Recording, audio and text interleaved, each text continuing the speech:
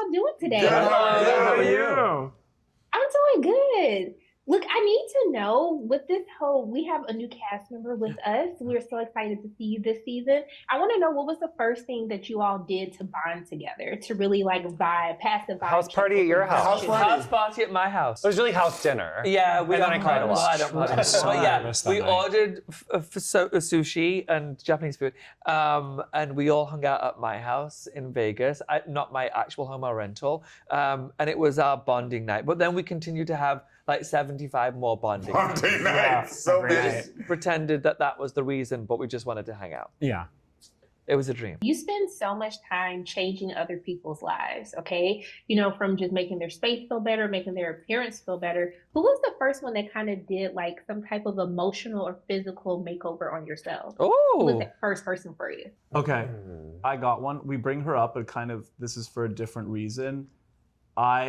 Paula really left a mark, just sort of like where she was at in her life and sort of that excitement that she had, but also these parts of her that she sort of thought that she should give up on because she had become a grandmother. And I think the beautiful lesson of Karamo telling her that she can be that and all of these other things, it just kind of reminded me about my own father, who kind of shares her curiosity and excitement for life, but as somebody who like recently retired, dedicating a life as a physician, and all the stuff that he kind of wants to embark on now post career, I just thought was really beautiful because it just helped me appreciate him more and just me more grateful for kind of like his journey and just kind of being part of it. So that was a personal one for me. I would suggest to piggyback on Paula for me as well. I think Paula had compartmentalized her life and she was like in one version that she had kind of become and forgot other parts of her life and herself and her identity. And that was happening for me simultaneously by getting the chance to work with people I love and have the safety of this relationship and this friendship, which I so desperately needed and I didn't know I did.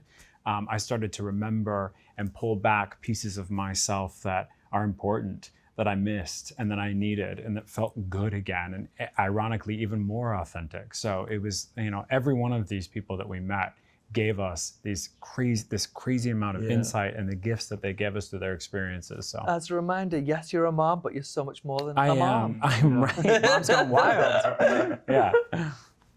I mean, outside of the show, because you're talking about on the show or outside in general? It could be on the show, outside the show. That's your business. That's your business. I tell you, I think it's the first time is that like I'm the youngest. I have 4 older sisters, and I think just being around them is the first time that I ever had people pour into me, and they still pour into me. It was like them telling me like, "You're good enough. You can make it." And I lived in a world where like, you know, I mean, I think we've all experienced this, where as young queer boys, gay boys, like sometimes the world cannot be nice to us.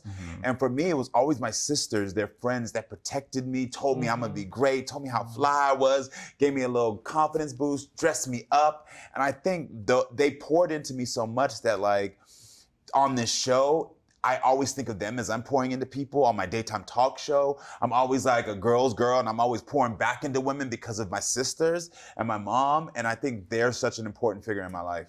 That's beautiful. Yeah. Same, and I think from the show, I think maybe the first person I think from the show that like left like a long-standing impact on the way that I see myself and just the opportunity that we have is Jessica from season 3. She was like, just at such a pivotal point in her life and kind of her like queer awakening where I was like, wow, like having this like wonder and like this look of just possibility she's so inspiring, and just like following her for so long and seeing her grow up and come into herself, and same with like Angel. Like there's just certain like ones where I'm like, oh my God, I've literally watched you grow up. I know, just right? So cute. It's wild. Yeah. For me, so many, but I think Nicole really does deserve honorable mention from this season. She was able to find a way to rebuild her life and find her strength again. And there have been times, especially within this last year, where I had to build myself back up and remind myself that I have so much strength. And so, Nicole did something to me that I'm hoping, everlasting.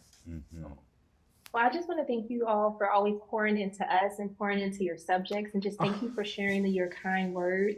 I'm just sending nothing but love and light all your way. Oh, thank you. So you're amazing. Thank you. Appreciate it. Thank you so much. Have a good one. Bye. Bye, honey. Bye. Thank you.